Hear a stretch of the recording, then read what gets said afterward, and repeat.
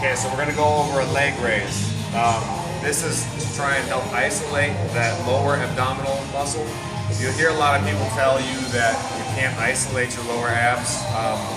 That sheet of muscle, your rectus abdominis, is all one muscle, but you can emphasize down here and make the lower abs stronger, which is a very crucial thing in a lot of different activities. You want strong abs. The only problem is a lot of times when people are doing these, they're doing them wrong. So most of the time you'll see people doing one of two things on here, both of which are wrong.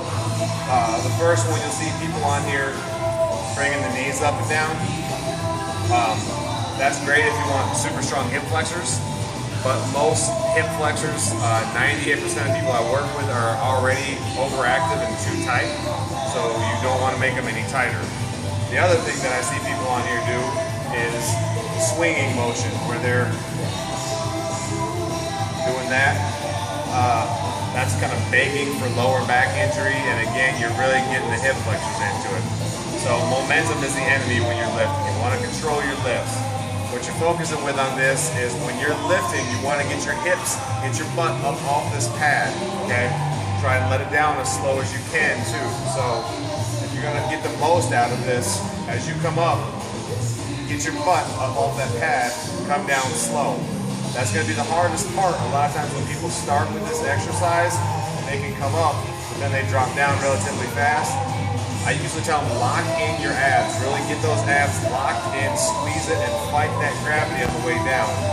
Even if you can only do 4 or 5 good controlled slow down, even if you can only do 2 or 3 slow controlled drops on that eccentric portion, you're going to get stronger a lot quicker if you focus on that negative.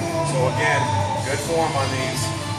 Lift up, let it down slow, control that momentum, back up, back down. This carries over also anything you're doing leg lifts, whether you're laying flat on the ground and the hips are coming up, whether you're hanging from a bar with ab straps, with your arms in ab straps, on a captain's chair, if you're sitting on a boat, so anything you're doing, you want to really focus about that pelvis and your tailbone curling up and crunching into your chest, into your sternum, not just flailing the legs. Okay? Thanks.